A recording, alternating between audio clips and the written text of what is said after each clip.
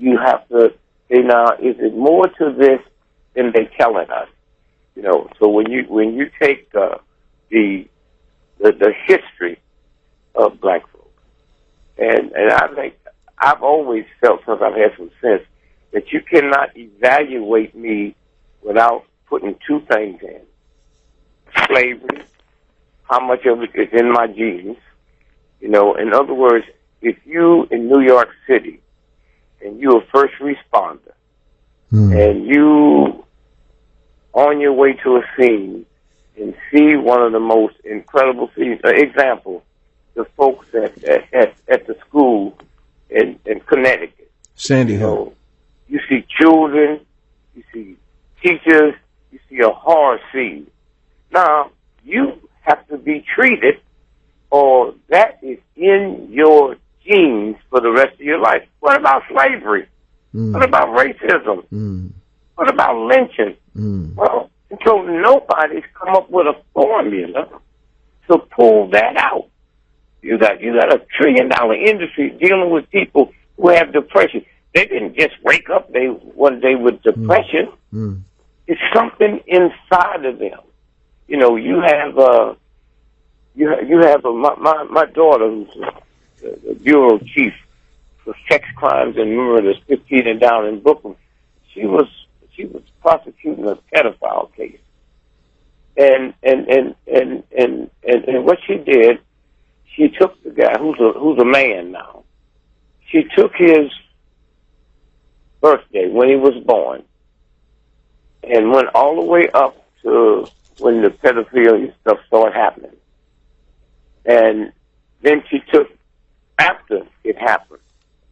Now, the way she won that, they didn't know she was coming this way. The way she won that, she took all of his drug addiction arrests, all of his shoplifting arrests, and couldn't nobody believe. I mean, wow. Why is she coming out with all of this? She's trying to prosecute this other person. And then she said, now here's what I want you to see. Before these incidents happened, he had never been arrested. Huh? He had never stole nothing. Now look, after this date, what has happened. And she just proved to him what affects you in the long term. So what have affected us in the long term? What is it about us as a people? Because this is transferred. Why do the people from Africa and Ethiopia and the Caribbean come over here and do better than us? Because as poor as they was, they did get to see black folks enjoyed. We didn't. You know, a black person over there has the last word, even if it's coming from Britain.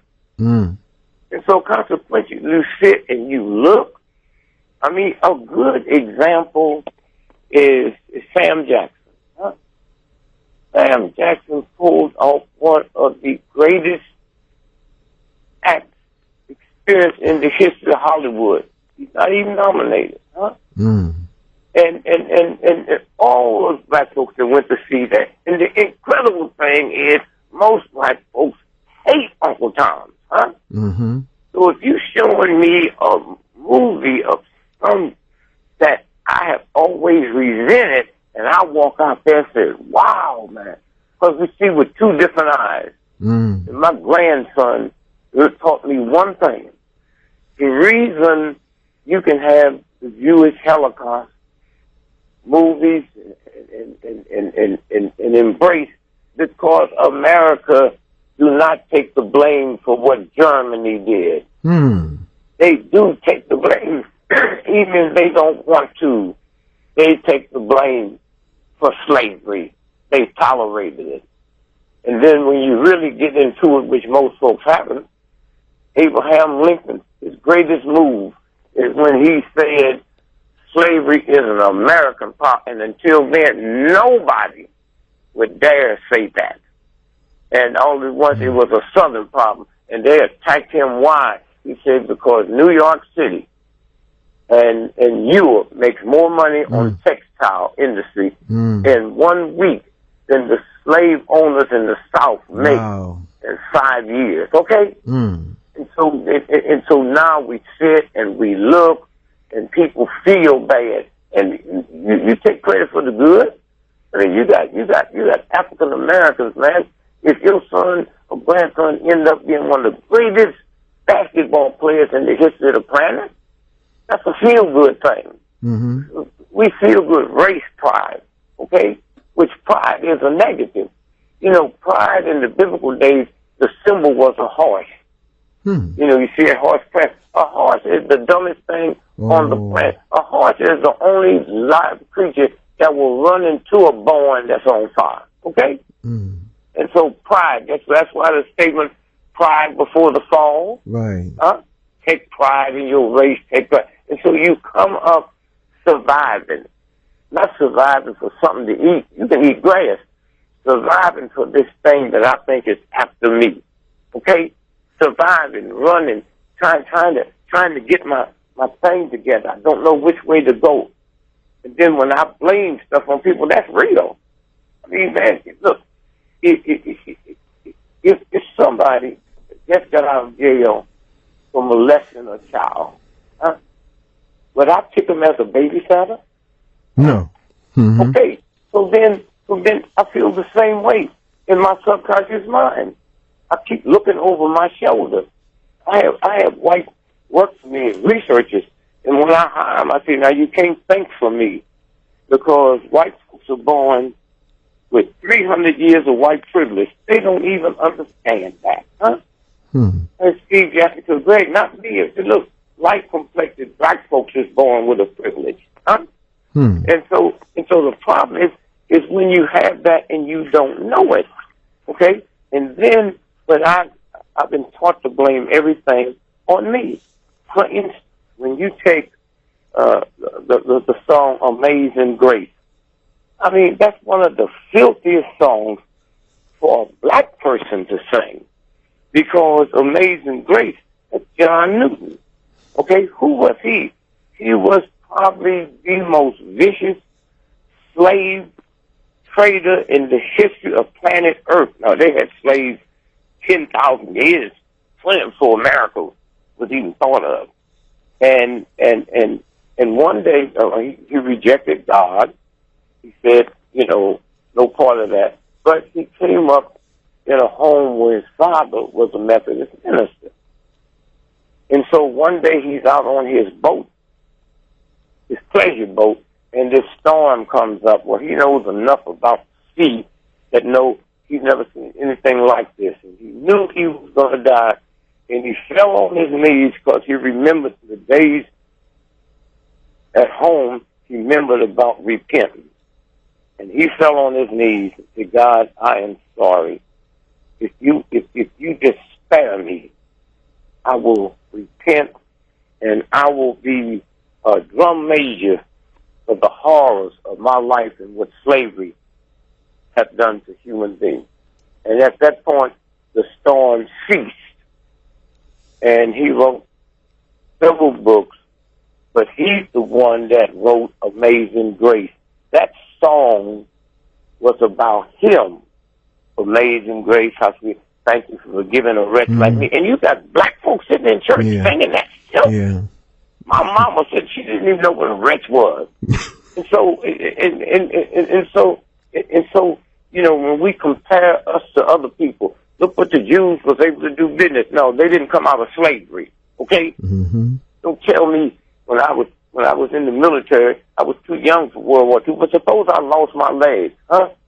And suppose you got a loved one in the military, they lose their leg. They are better off now to run a marathon with one leg than I was. Why? Because of technology. Huh? Okay? All of the things. Now, when you take the soldiers, hear me, when you take the soldiers, it's over 2 soldiers a day, and that's a short count, that commit suicide every day. Right. Okay? Every day. The New York Times, Time Magazine finally came out and said 1 a day, and I saw the headline. I thought they was talking about the vitamins. And then I found out they finally raised their count to 30 veterans commit suicide every day. What? For a few minutes, they witness horror. Look how many years, 100 years I've witnessed slavery, and yet they come home, kill themselves, their wives, children, everything. That's the effect it has. Now, one day, when we start caring about soldiers instead of just using them, we treat military people the same way we treat slaves. You know, you have Uncle Tom, that's the generals in the Army, that will do anything you tell them and kill anybody that violates that. Okay? And so one day somebody's going to say, let's go in and research the military families and see how much of that got passed on in their genes. You know, because in a country, if I'm a Muslim in America or don't believe in God, and I come up in a country where in their culture it's the 10th commandment, the 10th commandment, thou shalt not kill, thou shalt not murder. I don't like, if you can be a Muslim in America, and you got to be something wrong with you if you don't understand Christmas because of the culture. Because of the culture. You mean you're not going to Macy's and take advantage of them Christmas sales? You're not going on January the 1st to take advantage of all the stuff they didn't sell for Christmas. So it's part of you.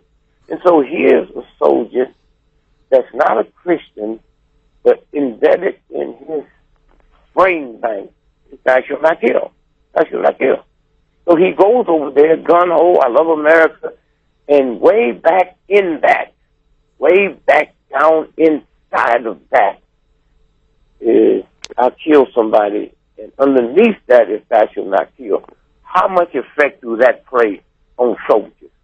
Coming back, already in the brain, it's already in the mind, you know. And so consequently, one day, when we said, I've said for years, any of you Americans out here that can wave your flag to get your young people to the front line of battle, but when they come back home, you're not waving that flag to see to it of all the horrors and how you deal with that, then that's not a flag you waving, that's a rag you waving.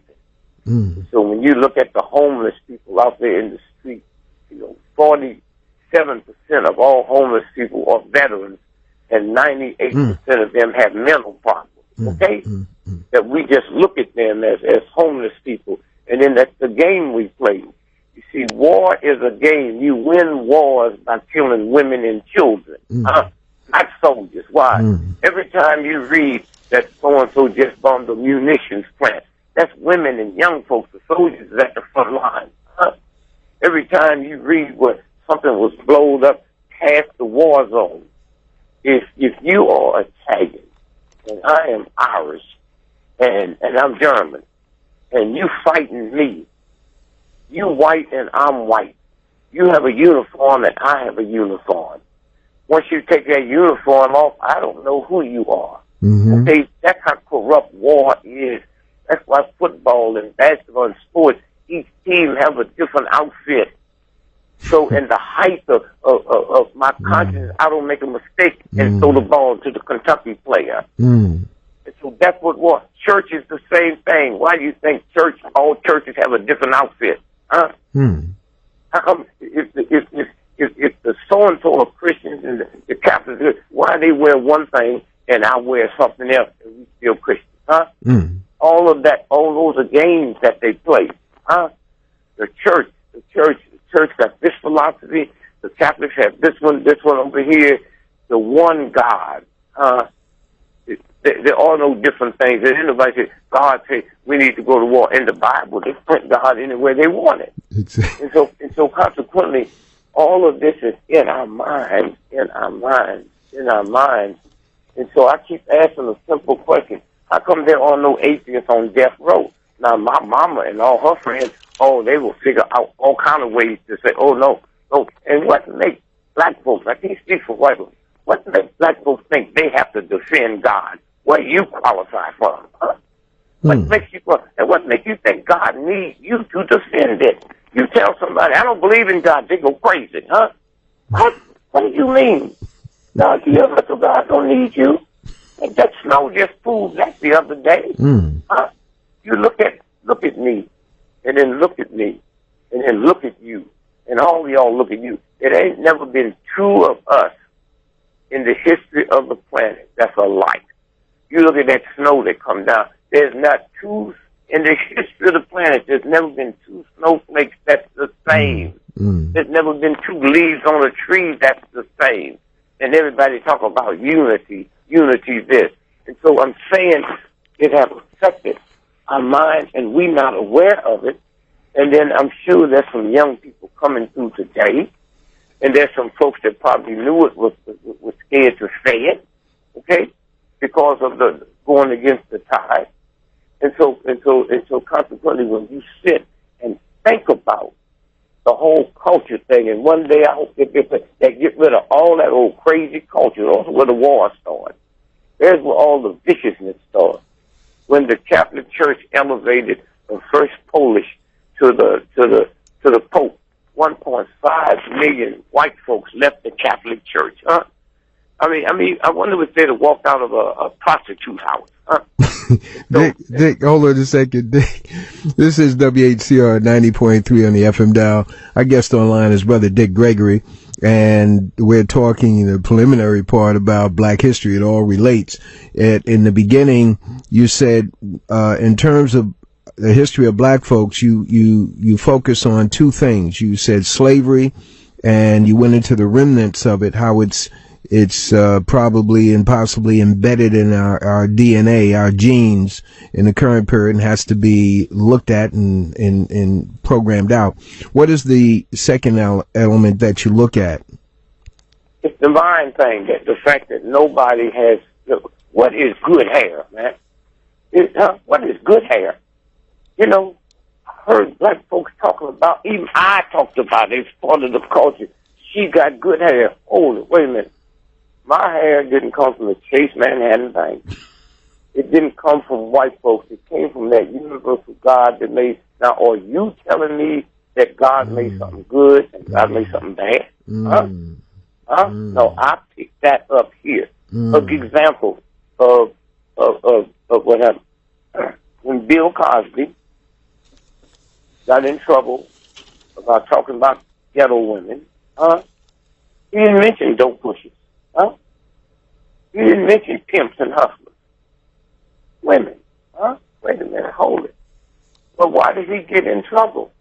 Huh? He have never talked about Black negativity like Malcolm X, like Elijah Muhammad, like the Nation of Islam. How come they don't get in trouble? Because they talked about it in the Black community. They didn't use a white platform. They didn't. 98% of people there that night, I was there, were white folks. $500,000 a ticket. The New York Times, the Washington Post ran it. My grandmother didn't see it. She just heard.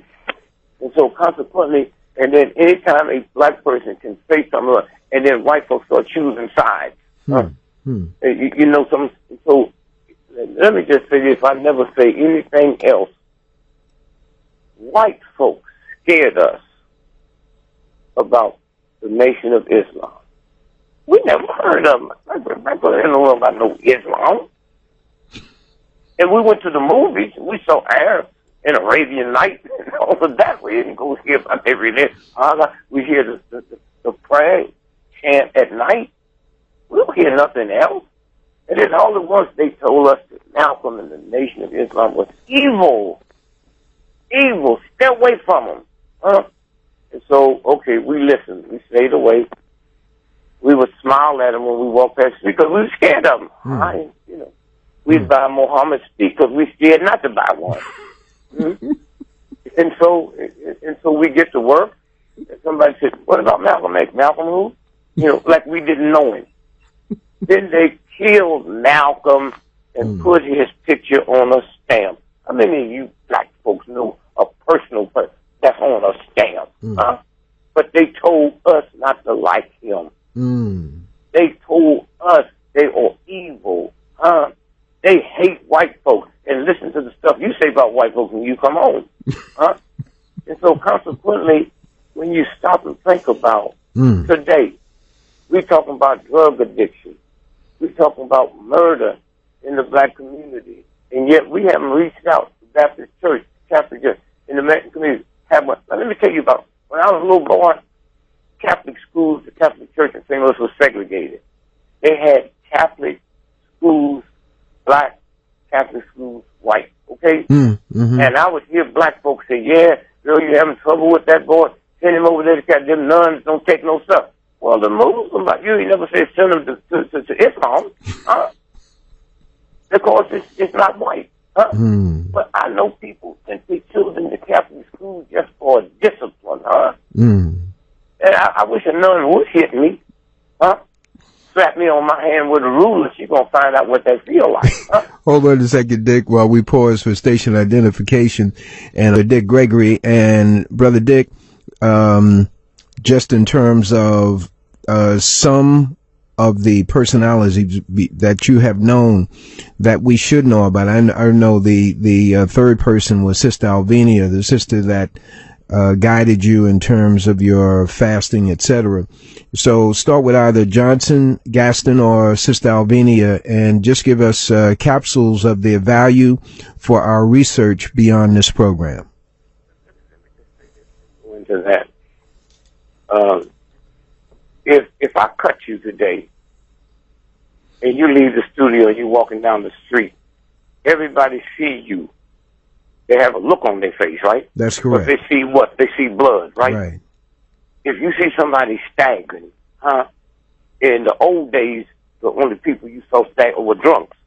But when the last time you seen somebody staggering because of alcohol, right? So if you see somebody staggering today, you run over and say, "What's wrong?" If you see somebody sitting on the curb crying, you run over. That's the universe's way to let the world something is wrong. When you come in the ghetto and see the streets are dirty, that's universal order to let you know something's happening. Yes. Okay? Just like if you bleeding. Now, if you walk down the street and put fake blood on you, I still react the same way. If a car turns over on the highway and there's some white folks passing by, they can be Klansmen. They get out and come over and say, "Are you all right?" This is what it is. You don't run and ask a white person if they don't land on the street, "Are you a Klansman? Do you like black folks? Do you hate?" Right. That's universal law.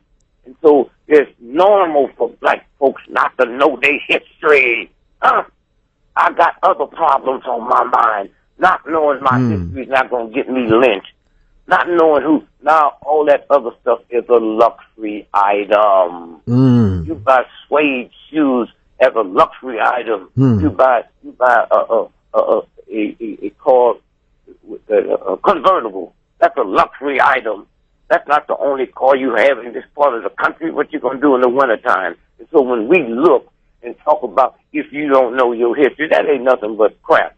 I got to survive today. And so consequently, when we sit back now and we look at Alvinia Fools, and look, people thought she was crazy, huh? People thought she was crazy. I used to go into her store in the Stone Ghetto, man, and I see the pimps and the hustlers in there, the gambling, the roustabouts, okay? And so, wait a minute, I said, "Hey, what's the man there? Why are they in here dealing with health?" And then I noticed they would come in and get this salad. They come in every day and get this salad. And I didn't pay no attention to anything else. And then the salad dressing, she put in a little cup. They would drink that and leave the salad. And then I realized one day that stimulates your sex glands. That's what they was coming from. This Viagra. This is late, man. These are pimps and hustlers, man, would come in every day. That's who she was. She put, and look, in 1960, if she didn't make $6,000 a day, she had a bad day, huh? And that was just in the black community. They would bring her around the country to speak, but they wouldn't give her no time because, she didn't have the glamour. Yes. Nobody heard of her. Yes. And so consequently, she was curing cancer. She was curing everything. You just go see Dr. Fulton. And so consequently, she lived to get about 107. The horror is, wherever she is in her grave, if she heard me say that, she would have a fit. I couldn't believe anybody could be this close to the universe and feel this good about life and be ashamed about her age. Huh? And so But Dr. Fulton, one day, when the research is done and people read her books, okay, they out there. You can't take that away. Then we'll know who she is. Two, you take Johnny Johnson. Johnny Johnson taught me something that I will take to my, I don't know where you go when you leave here, but it ain't no grave. My grandson was with me one day. We passed a cemetery, and these little children asked some serious questions. Granddad, why they got a fence around that cemetery? I say, cause people are dying to get in there.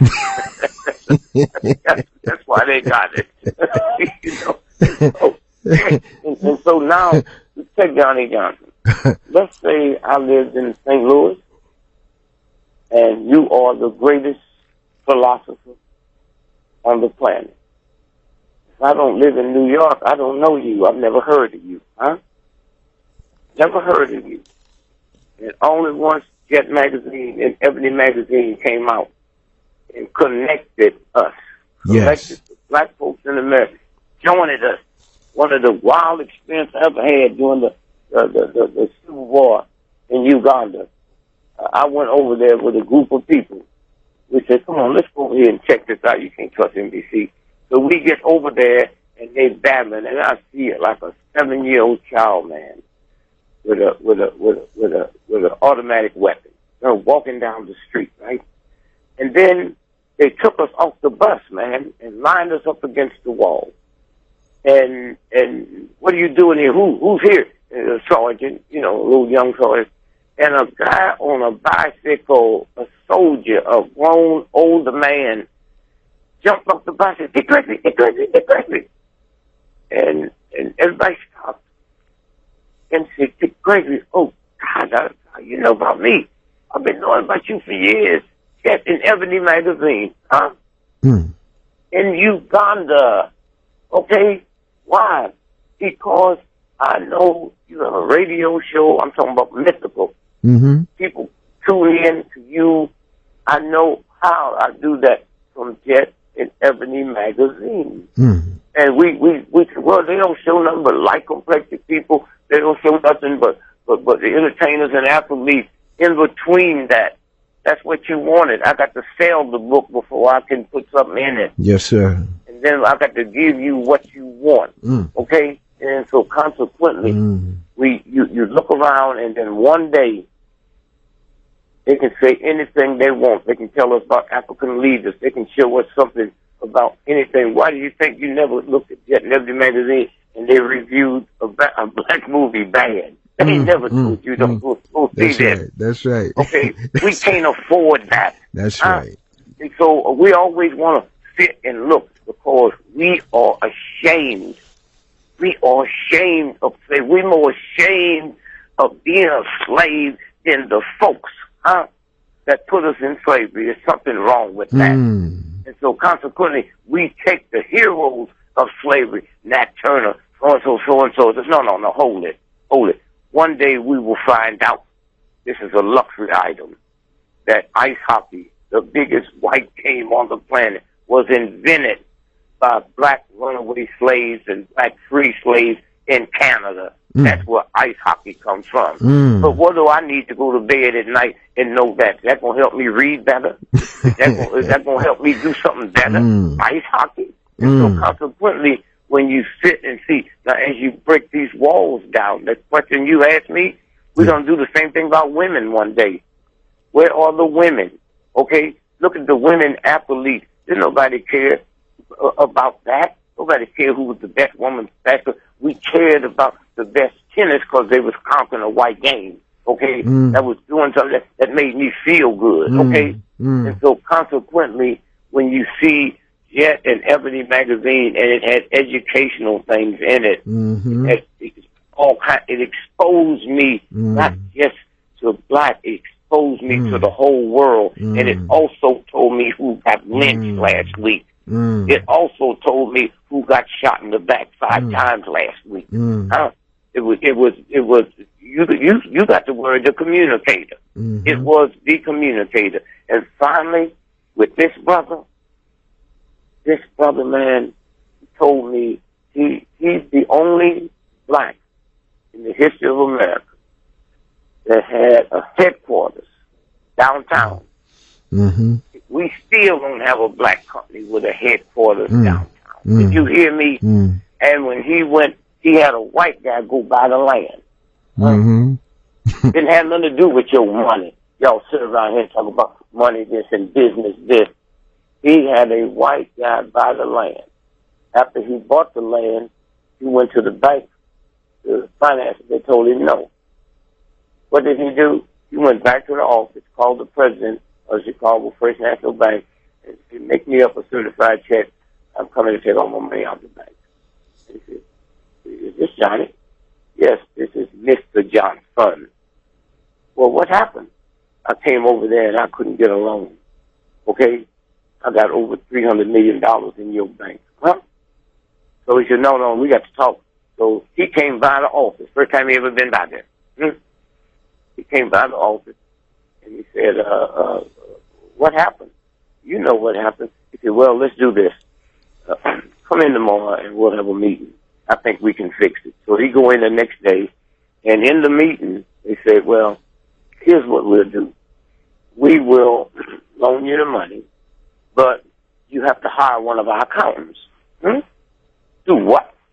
Yeah, we have to hire one of our accountants so we know our money is safe. Let me get out of here. Give me my check. I said, wait, hold. So they worked that out. And then he said, well, the architect was the father of the young lady that Arthur Ashe married. Famous. Right. Yeah. So then they did the research and, well, he, black folks don't know how to build nothing but churches. You mean they told him this? Those are nothing but churches, man. He said, well, I built a pyramid, right? and so they worked it out so he could bring in black architects, this and that, put together. Now, here's what he told me one day in his office. He said, one of my policies is, if I fire anybody, if I caught them with my wife, if I caught them stealing, I'll fire them. But I'll pay them until they get another job. Did you hear what I just said? Did you hear what I just said? Yes, sir. Pay them until they get another job. So I'm saying, what a ripoff. I love you. No, I've never had to pay a person longer than 2 weeks. And I figured that out on my own. I'm married. I got a wife and a family. I work for you. You catch me stealing, catch me using drugs, and you find me. I'm embarrassed. I'm embarrassed with my wife. I got to go home and defend myself, and I start talking all dirty stuff about you, and you ain't no good, and you just because I'm smarter than you. Now I don't have to even tell you I'm fine. My check is coming.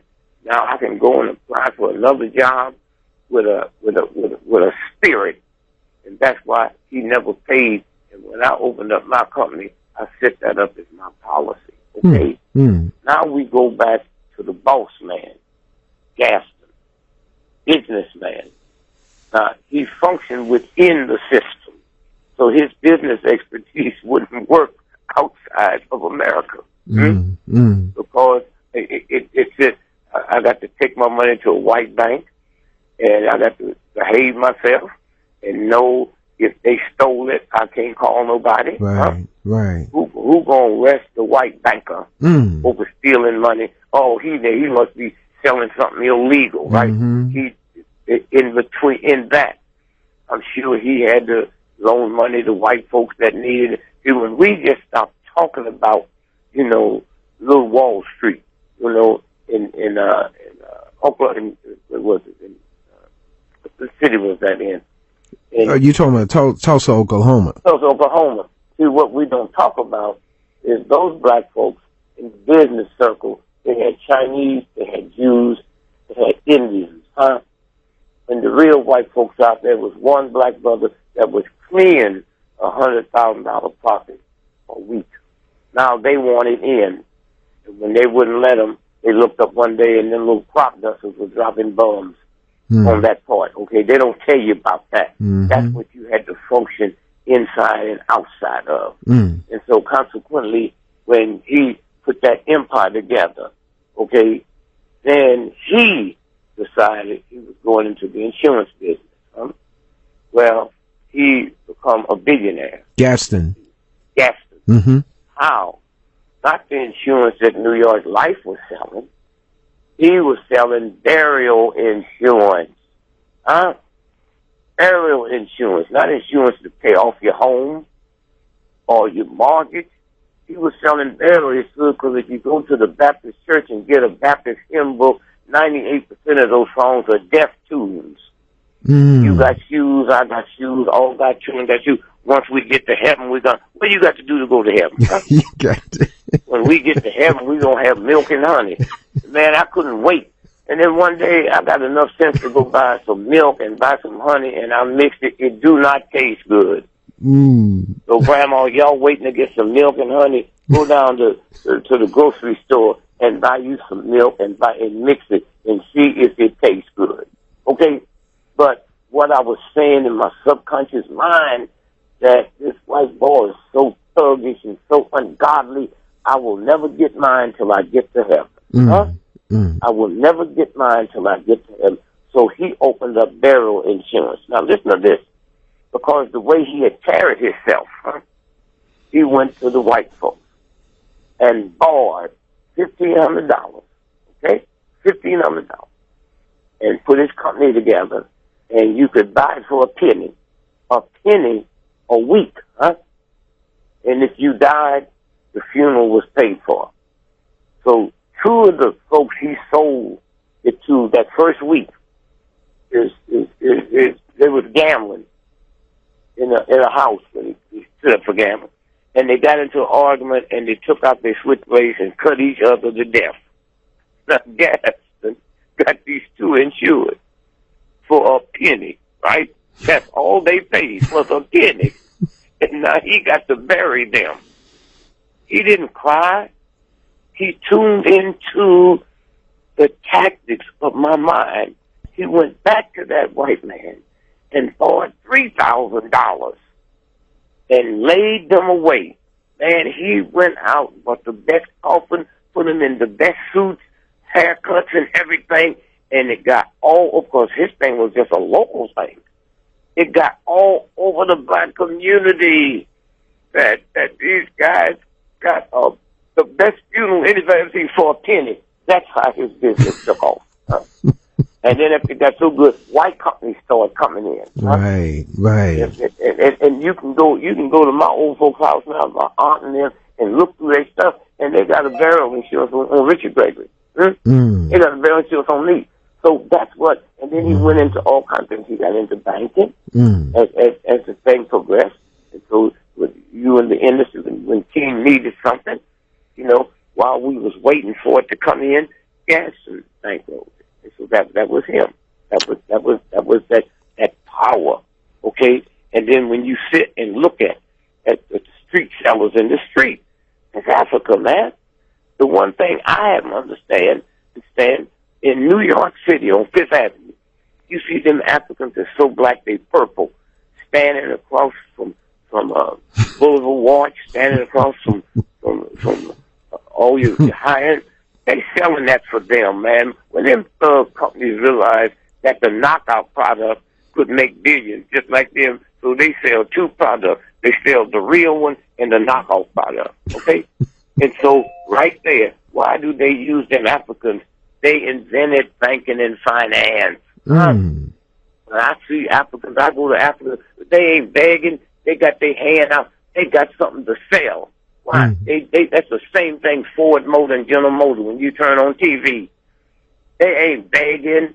They got their hand out trying to ask you to be a customer. That's what's in our genes, okay? Brother Dick Gregory. Yes. Hold on 1 second while we get ready for call. No, go ahead. Yeah, and I would like to know of that book. Because you break that book down. Hold. You're cutting out on me. Okay, say it again, my brother, because it seems like you're going in and out. All right. The book Nigger. Nigger by Dick Gregory. Right. Yes. It was the first book I ever read in my life. Yes. Before that, I hated reading, and I had to do a book report on that. But that's one thing, and that's something in my life that had persuasions. However, I would like to know. I really would love for you to make a movie of that to break down that book facet by facet to the point where I keep your book on the same shelf as I keep the Bible and the Quran, my brother. Yeah. I'm gonna tell you that because it have relieved me of the anger that I had for the word and for certain people, because I grew up in going to school with certain predominantly Caucasian schools, and we had to fight each and every day to get to school. I don't want to go too deep into it, but you know the flavor of what that consists of. Okay. And it was one of those things where it helped me when you in your book you said, you are what you eat, or you also are what you think. Near the end of the book, and you said, if they have that in their mind, you said, so who's the nigga? If you are what you think. And that had resolved, just like that, a whole weight was lifted off of my whole soul, and I just want to say, man, because you don't like going on, you were the first black presidential candidate, if I can remember, other than Angela Davis, she ran. And wait, let me back up. They ran in the primary. Oh, it was the primary? They ran in the primary. I ran in the country because I didn't have to go and ask nobody, can I run? I woke up one morning and said, I'm going to be a write-in candidate for the President of the United States. Jesse Jackson and Allen, they was in the primary up until Obama won the primary. Up until Obama won the primary, I was the first black man in the history of America to run for President of the United States. Now, you said toot horn. Hold on. Okay, Dick. I'm sorry, tooting you. That you're reluctant to toot your own horn. It's called royalties. it's called But what I do, let me tell you how I took my horn. Before I made it big with a wife and a family, I was making $1,500 a year with a wife and a family. You said $1,500 a year? A year. I was making $10 a night, 3 nights a week. Okay? And when the black folks in that little honky-tonk club tolerated me before I got funny. See, the biggest laugh you ever had in your life didn't come from comics. It comes from family members and friends. Comedy is when you put a time in together. A relay, you can have the best, fastest runners in the world. If you don't know how to pass that baton, you're not going to win. And so them black folks tolerated me and pushed me all the way downtown where they couldn't afford to see me. So it is my humanity to come back to them and say, hey, baby, how you doing? I've always been listed in the phone book. I ain't never had no bodyguards, okay? Y'all made me, it gets boring sometimes. You're sitting in the restaurant trying to eat, and they come up and shake your hand after they finish. Okay, you go to a casino, I'll be in there playing the slots, and after they run out of money, they want to come over and shake my hand. I'm trying to get these 3 hearts, man. But that I owe that to the community. I lived around the corner from Elijah Muhammad, right? I go around and see him and talk to him, and you learn humanity. Nobody say thanks but a fool. Thank you. You never heard no rich folks say thank you. You ain't never heard Queen Elizabeth say thanks. You haven't looked in the Christian Bible and heard Jesus say thanks. God ain't never told nobody to say thanks. It says humble yourself. The mob can thank you today and blow your car up 2 blocks after they kiss you. Hold on, Brother Dick. God bless you. Thank you for your call. You're on the Black Air. Yes, brother. Good afternoon. Turn your internet, your radio, whatever in the background down. This is WHCR. Yes, sir. Your question. That better? Yes, sir. God bless you. Peace to you. Yes. I'm making to both you brothers. Dick, I'd like for you to talk a little bit about these black athletes, all this stuff. These guys are making millions of dollars. They have so much influence, but yet still they don't have any character based on, like, when in the days with Jim Brown, some sort of black organization among the players. Even if they had a shoelace making factory in the ghetto where they come from, and hired black folks to work in a shoelace making factory and wore the shoelaces, it would do more for the community than what they're doing now with making these millions of dollars. Now you got James, he crying because he made $60 million a year, and that's not enough. But by the reality is, he done made $60 billion for the daggone city state that he's playing in. So that's your question? Yes, sir, brother. Okay. And I'll hang up and listen. Thank you. Brother Dick Gregory. That's our fault. You know, what are athletes? They in entertainment, it's 5 degrees higher than pimps. Huh? They've been doing, them athletes been doing that since they was 5 years old. They not business people. When have you heard Jewish people get on the radio and talk about Jewish athletes? You need to do this. They are not business people. All I want an athlete to do is take that ball and outrun God. I don't need them. You don't go to no damn athlete for your brain surgery. We need them because we need a good feeling inside of us. But let me tell you, when Oprah Winfrey signs a $100 million check, the agents and stuff get 40% off the top. That's before taxes, okay? Y'all hear the glamour part, but you don't hear the filth. The entertainer and athlete in the business in America, if you took Hitler and them Nazis and multiplied them by 10 billion trillion times, you can't equal one entertainment industry. Why do you think they all end up broke? Most of them is uneducated, and those that are educated, they pass them through school just so they can keep playing football. So that's what you're dealing with, and that's what you're going to put your hopes on. These folks I just mentioned to you, they didn't talk about athletes, but Johnny Johnson, they put a plan together. They know more about the black community and how to sell than athletes do, because once they get to be good athletes, they move them from the black community. And so when they get out there, they take the homeboys and open up a little T-shirt race. Of course, the homeboy can't handle that fast pace. They separate us, okay? Do you know how long it was before a black person? I just told you what happened with Johnny Johnson. He had to get a white dude to go in and buy the land downtown to build his building, okay? And so we still sitting here praising athletes. You got a handful. There's more of you all listening to this show today that have done more for the humanities than 99% of all the athletes and entertainers in America put together. And you'll know when we have won, when we look to somebody else, you know, as something other than an athlete and an entertainer. Let me tell you something about professional sports.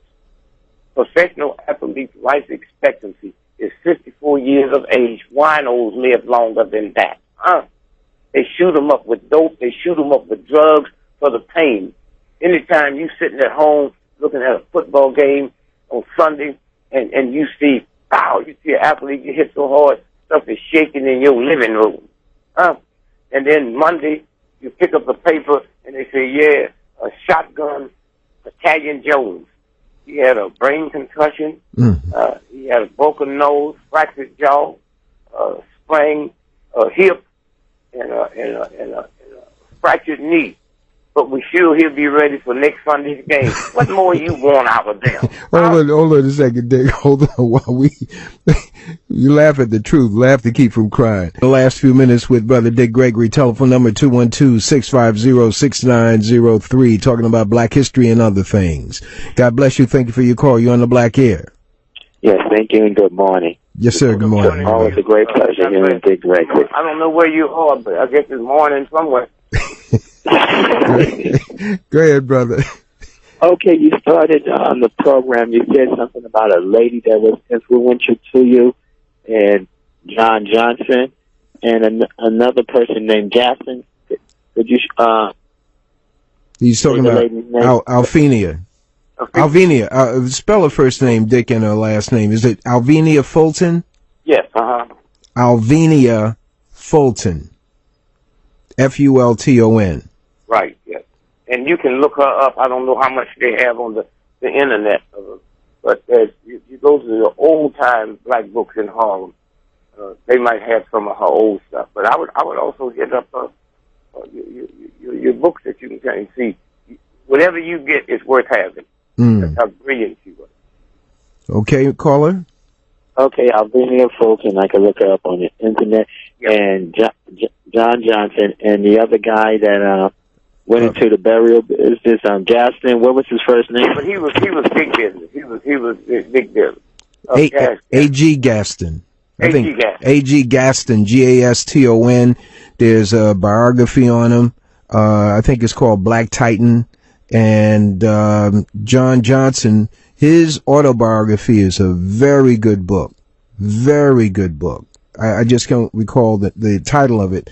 But John H. Johnson, his autobiography is a very good read. Very good read, brother. And Alvenia Fulton, you have to look for her wherever you can find her books, okay? And quite often when you this is one of my trade secrets, when you're looking for some books that aren't out, meaning in circulation anymore, and you looked at Amazon, you couldn't find it, you start going into thrift shops. Yeah, right. Look through those books, and I always recommend get the oldest dictionary that you can find out of one of those thrift shops. They give you a whole lot more than some of the watered down dictionaries today. Okay, right, my brother? Okay, in order to reach Dick Gregory, to go on the internet, or he has his own website? Yeah, dickgregory.com. Okay. All right. Thank you very much. Thank you, brother. Right. Telephone number 212-650-6903, 212-650-6903.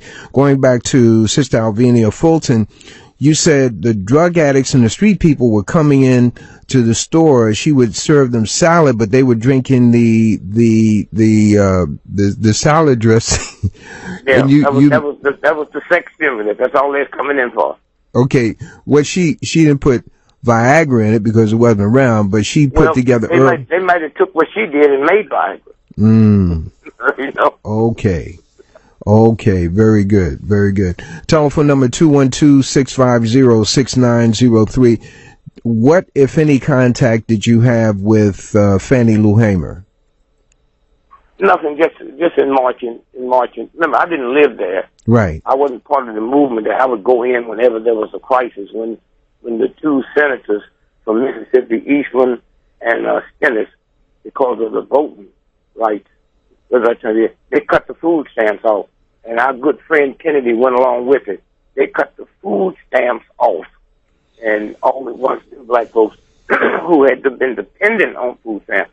So when I went, I met with Fannie Lou Hamer and the NAACP, and I said, look, how much food do you think it would take? And we sit down and worked out, well, let me bring 70 tons of food in every 2 weeks. And I paid for that. I mean, I'd go to Heffler and different folks and borrow the money to one of my checks come in. But it was that love you saw with them.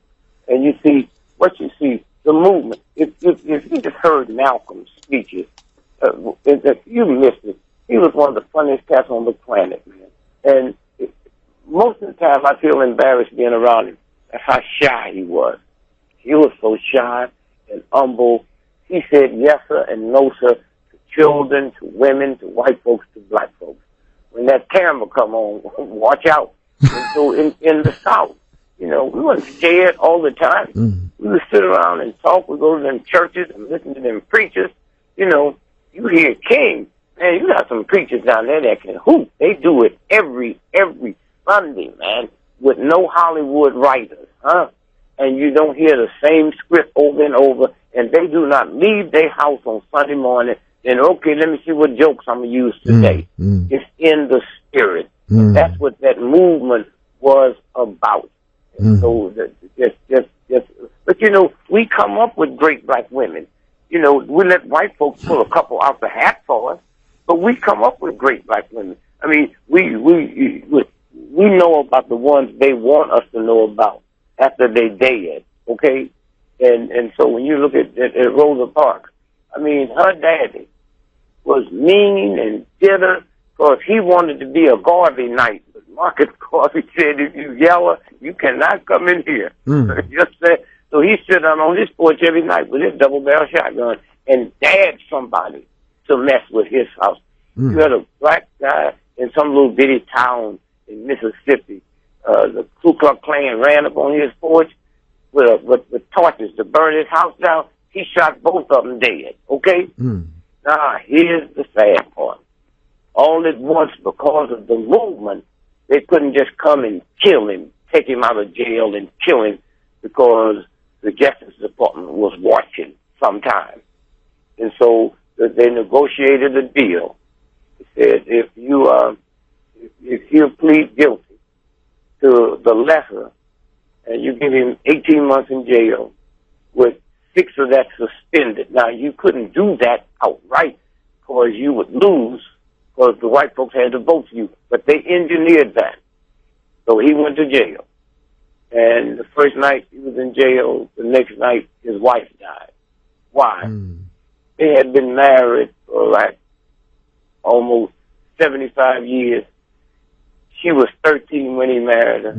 He was 15. Okay? They had never spent a night away from each other. Wow. Did you hear me? They had never spent a night. You know, well, it's a vacation. You don't go on no vacation. You ain't got no job where you have to travel. Every one of those nights, they were together, and all at once, here's a night, he is not there, and she died. That's the struggle.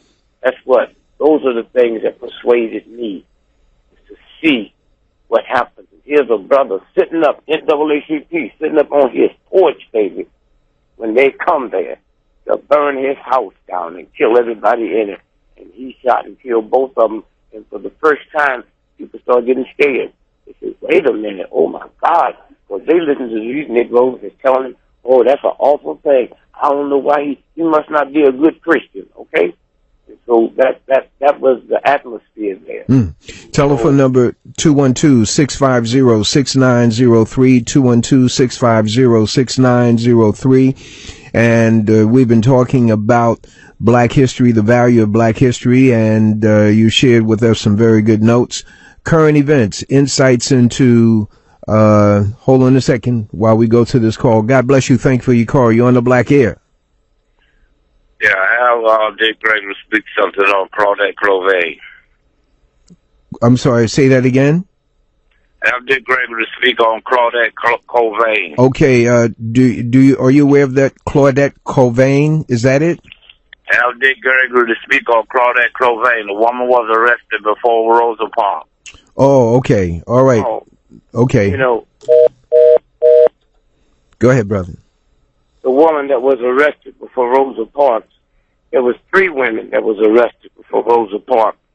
What they had to do to keep the momentum up. See, we misunderstand black folks. I just told you how they treated Malcolm and Elijah Muhammad and the Nation of Islam.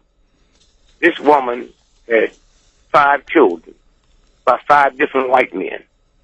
So they decided this is not the good case to take up. Okay? And we do the same thing when the NAACP, evaluate folks. There's a whole lot of people. You know, Dr. Ife Williams, she do evaluations of people who send to the White House to be picked for certain jobs. And you can have 12 PhDs, but if you got a crack bust on your thing when you was in high school, they're going to tear that up. So you pick the one, and especially that would embarrass black folks. And so consequently, they didn't pick. Rosa Parks didn't get on that bus picked to get arrested. She got on that bus, behaved just like all the other black folks. But what we don't know about that system, it was a law that blacks rode in the back half, whites rode in the front half. When the front half got full, blacks had to get up and get their seat, and they did that.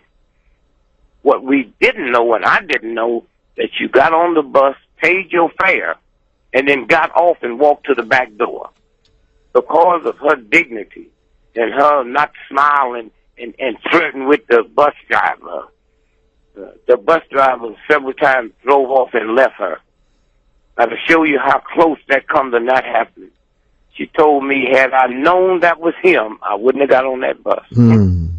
She got on the bus, went to the back, sit down, and the bus filled up in the front. A white guy got on the bus, and he wasn't having no problems with standing.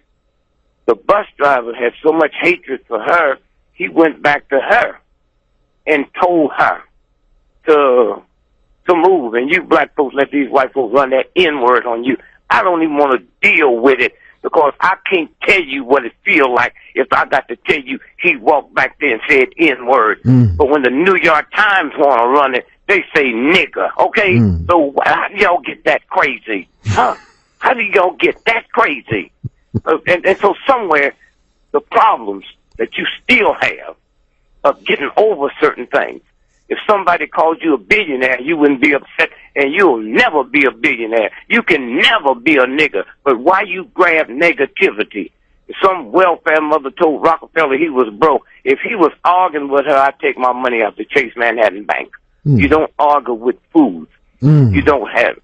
We used to have a slang. If the hat fit, wear it. If it's too tight, tear it. Okay? And that's what we do. And so consequently, she sit there and didn't get up. Because let me tell you what getting up meant. A white person couldn't sit next to another black person. So if she got up, the black man sitting next to her had to get up, and the two black people sitting across from her had to get up. So you had to give up 4 seats. They was doing it. But then all at once, she decided she wasn't going to move. Now, they try to say her feet was tired. They try to say everything to try to make you think that she was doing it because she'd been at work all day and she was tired. No. And so consequently, that's what happened, and it blew up around the world. And that movement got so big, the Montgomery Improvement Association was getting millions of dollars coming in from all over the world. Now they had another problem.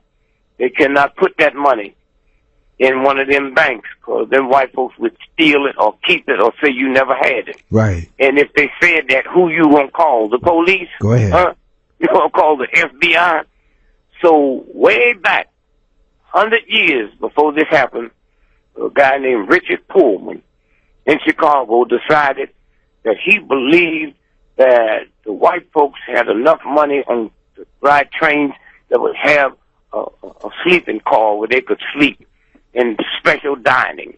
Before that, the super rich would just hook they train onto the train. And so he went to London and they built him because he'd come back. It was at the middle of Reconstruction. All the black folk couldn't. He went down south and said, "I'm looking for tall, 6'3" black men, dark black with white pearly teeth and know how to smile." And that's how he came up with the Pullman Porters. And so consequently, the Pullman Porters would hear everything. They'd hear them rich white folk talking about what stock they're gonna trick, blah blah blah. Well, you was a non-person. And then when them money started coming in, now the railroad knew that in order for them to stay in business at that level, they had to have some place where them northern Negroes, Pullman Porters, could sleep and eat. So they went into the black community and put money up for the folks that had homes to keep X amount of rooms, 24 hours a day for the Pullman Porters, and food.